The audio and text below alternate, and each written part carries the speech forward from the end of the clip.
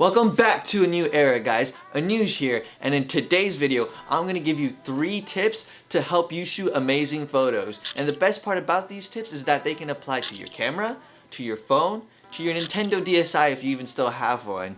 So yeah, let's get to it.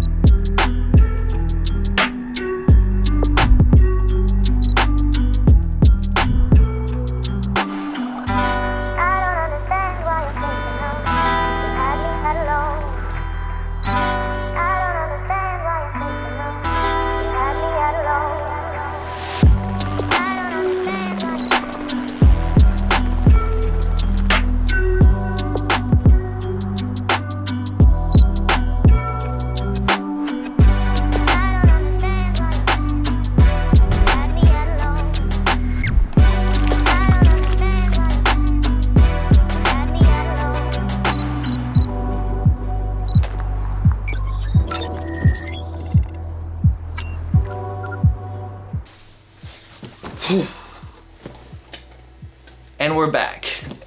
Anyways, I hope you guys enjoyed that little B-roll sequence. If you did, definitely make sure to hit that like button. And if you're into creative filmmaking or photography, definitely make sure to subscribe because I'd love to have you as a part of this journey.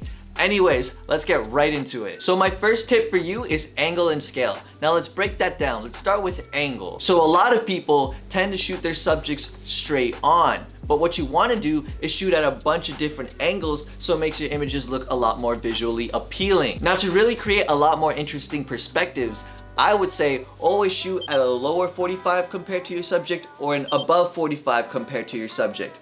This is going to really give you a lot more visual authority in your images, and people will really be interested in that perspective versus a straight on. Now, if you want to be a little bit more artistic, I would say start shooting from the side 45s because that's just gonna make your images look a lot more abstract and show off your subject a little bit more. But yeah, pretty simple. You just want to explore a lot of different angles. But what makes angles that much more powerful when it comes to shooting your photos is the fact that you can really create scale in your images. So what I mean by scale is that your subject compared to your background could look a lot more bigger, can look a lot more smaller, and it basically makes your image a lot more than what it is. And for me, this is exactly why I love shooting in downtown, because those huge skyscrapers can really make a cool difference in my photo compared to my person that I'm shooting, my watch that I'm showing off, or whatever it is. So like I mentioned before, creating a scale is basically making a comparison of something in your background versus your subject.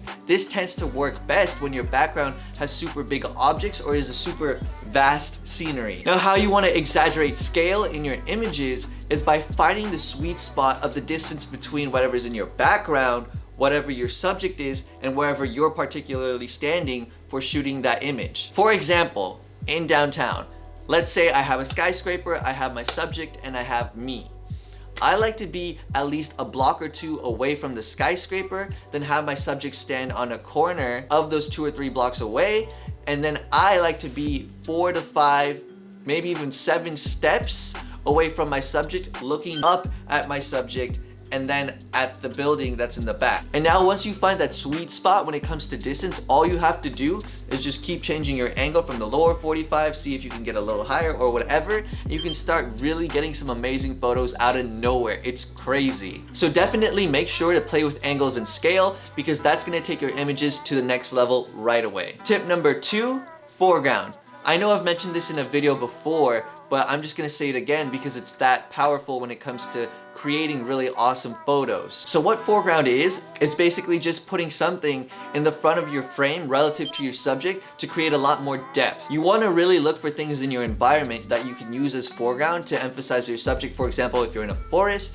you'll want to use trees. If you're in the city, you might want to use passing by cars as foreground, and so forth and so on. But here's a little creative hack I tend to do pretty often. It's probably not a good thing, but it works. So I get my keys and I just let it swing in front of my camera, and bam, there you go. You have really cool foreground, and sometimes based on how the keys are placed as you swing them, it can look so insanely cool. So yeah, you can just use that hack. There you go. Big ups. big ups. Just remember though, whenever you use foreground, you just want to be super tasteful about it. You don't want it blasting all over your image. And now tip number 3, the last tip is gonna be this bad boy right here. I'm serious. I carry this around with me every time I go on a shoot. And why is that? Because this right here is gonna give you one of the best visual elements, in my opinion, when it comes to your photos, and that's reflections. Reflection.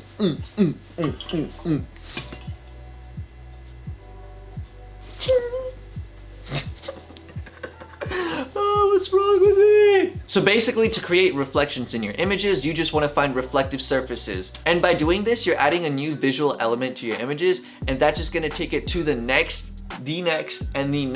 level. I might also just be super biased because I just love having reflections in your photo, but either way, it's definitely just gonna level you up for no reason. So examples of how you can create reflections. So you can use reflections off of buildings. You could even use reflections off of your car. One of the best places that I think you can also get reflections is the beach. You just go to the shore, right where the water comes off and then recedes. You just have your subject stand there and basically put your camera really low to the water, and bang, you have this awesome reflective shot. There's also this other technique where you can like, where you can like put your phone right under the lens of your camera, and it kind of creates like a cool little image, but I'm not a big fan of this. I don't know why, it just doesn't seem that appealing. It almost seems fake to me. But my favorite way to create seemingly natural reflections is this water bottle. All you really have to do is just find a cool location, find some random patch of ground nearby, and then you just pour water, creating a little bit of a puddle, and then you just have to kind of find that sweet spot of your camera looking into the puddle to find that reflection of your subject, and bang, you have some instant bangers. Sniper mentality right there for your images. Now I know this last tip is pretty specific, but to kind of generalize it, the idea is to just make a lot of cool and creative concepts out of certain photo techniques to make your images look that much more amazing. I gave you a lot of examples for reflections, but another cool thing is you could learn a lot of cool different ways to use silhouettes, or even just a cool light. Like just have like one of these like cool like RGB lights and just play with that. And now that you have all these amazing tips, what you want to start doing is combining them. So maybe you want to be like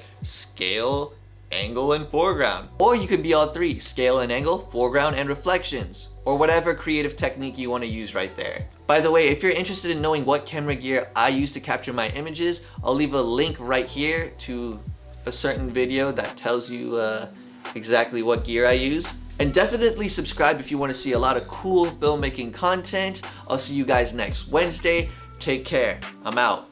Boom, boom, boom, boom, boom, boom, boom, boom, boom, boom, boom.